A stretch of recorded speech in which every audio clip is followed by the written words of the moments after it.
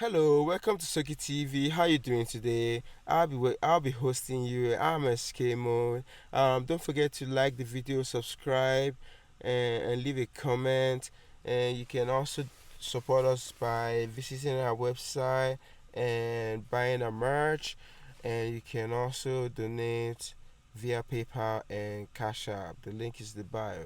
All right, let's talk about the topic of today. The topic of today is the chilling adventure of Sabrina, season two, which is was popping right now. I mean, one of the things that's popping. So I just finished the entire season. It's so crazy, and the entire thing is about Lucifer Morningstar, the Dark Lord, the devil. It's about the devil and witches and all that stuff, fairy tales and but the movie is pretty good, very good cinematic, and very good acting. So and I really like Sabrina Spellman in it. Her acting is wonderful. She's one of the rising stars. So I'm just gonna give you a recap, like a binge recap. So Sabrina is back, but she's not the same teen witch, as Miss Wardwell says.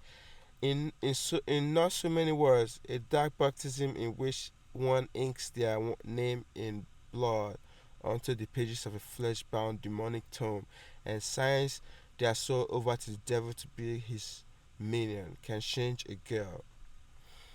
It's a lot more difficult for a half mortal, half supernatural traveler down the path of night to maintain her humanity. She's haunted by the dreams of her father presenting his newborn baby girl to the devil and the thought of what might happen to those she loves when the Dark Lord finally calls upon her to do his bidding.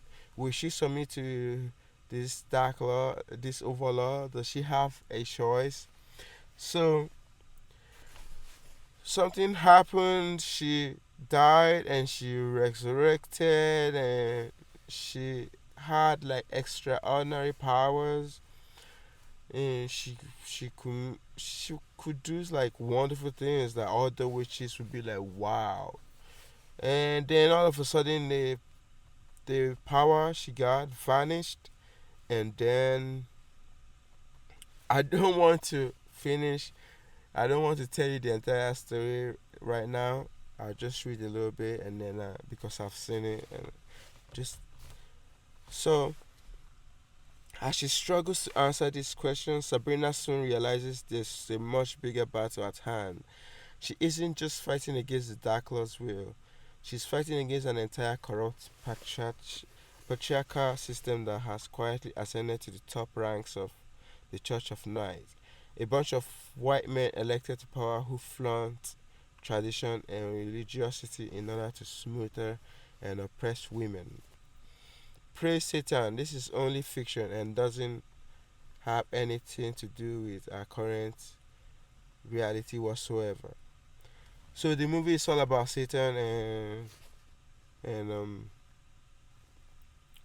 Lucifer Morningstar. As you guys know, I'm a Christian. I believe in God. You know, that movie is like it's for the evil, for devil. But at the end of the day, it's just a fairy tale and it's just a movie, just telling a story and just an art. So that's how I see it. Because I don't really care about this religion stuff. All I care about the art and how they're putting out the art in the movie and they're acting and the effects, the sound effects, the visual effects and everything was just on point. And it's Netflix that is actually hosting this movie. Um, in part one, Netflix chilling adventures of Sabrina, witchcraft became a weapon against a toxic masculine dogma of Sabrina's society. In fantasy stories, magic is often portrayed as a means of granting women their power and agency. Once Willow in Buffy the Craft, virtually anyone with a knack for telekinetically pummeling guys into walls, etc. In part 2, the series goes deeper into culture of witchcraft and reveals that the problems are just as systemic than we thought. But while its sister from another Mr. Riverdale became soapy teen, became a soapy teen drama where hard daddies get a shirtless wrestling match with 17. Alright. She eventually the Lucifer Monster, I mean Sabrina Spellman was tricked into performing some rituals that eventually made all her power disappear and woke up and made the devil, which is Lucifer Monster, to come in his true form. And he came in his true form and crowned Sabrina Spellman.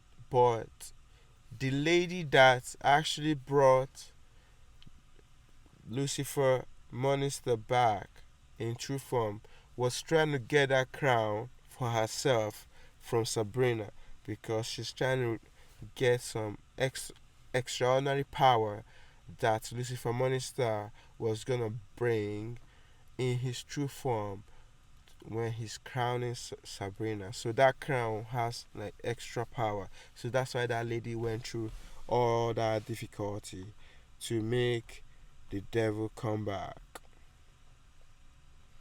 So it's been more than 9 months since we last received. But anyway, I wanted to read a little bit about Sabrina Spearman. I wanted to get a little bit into her information, who she is, because she's just wonderful. Her acting is wonderful, and also this guy called Chance Perdomo. You know, he's also good. His acting, he has this kind of voice. It's like loud and too solid for his age or his looking, and he sounds British. But anyway, so Sabrina Spearman's real name is Canan Shipter. Sounds a little bit Indian, but she's not Indian. Kenna Brennan Shifter is an American actress best known for her role Sally Draper in AMC drama series Mad Men and as Sabrina Spellman in the Netflix series Chilling Adventures of Sabrina. She also appears as B.D. Hyman in the FX series Feud and Joan and voiced Jinora in The Legend of Cora. She was in FX series Feud, Beta, and Joan. I mean, she's getting up there. Like I said earlier, she's a rising star, and just like this girl that was in this other movie that I posted on my Tumblr, she's a rising star. She's gonna get high up there. So if you're just tuning in, this is SK Mode hosting you on Soky TV. Don't forget to like the video, subscribe, and tell your friends. Don't forget to. Alright, so we're talking about Chilling Adventure of Sabrina season 2. Alright, guys, let me finish. Let me tell you the final what happened at the end of Chilling Adventure of Sabrina season 2. So the devil came back in his true form and crowned Sabrina, and then the lady eventually planned with Sabrina and the other crew to find a way to kill the devil so she can keep the throne for herself and restore Sabrina's powers. So that this is what she used to hold Sabrina, because Sabrina would not have released the throne to her, because that throne is dope, man. So Sabrina only released the throne to her because she was able to restore Sabrina Spellman's witch powers.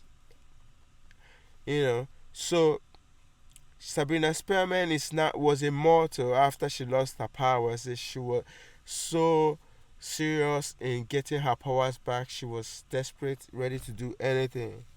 So she conspired with the wife of the devil to kill the devil and she so that she can keep the throne for herself and get more power and be able to give Sabrina Spearman her power back.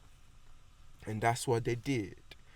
But in the process, they lost somebody, which is that black guy that speaks a little bit British, Chance Perdomo. I think that was the guy that they lost, or maybe it was the other guy. I kind of forgot, but they lost. No, no, it was this guy. Um, the guy that sacrificed his life. I think it was Gavin Leatherwood, Nicholas Scratch. I think he's the one that sacrificed his body to be used to contain the devil, and he died in the process because he has to sleep eternally. So that is the final. I think there's gonna be a season 3, but thank you for hanging with me. This is it. Do what you gotta do to support us. The link is in the bio. Subscribe, leave a comment. Let me know what you think. Have you seen the movie? Engage me. Hit me up, man. I love you guys. I'll see you next time, man. It's skmode on Soky TV. I'm out.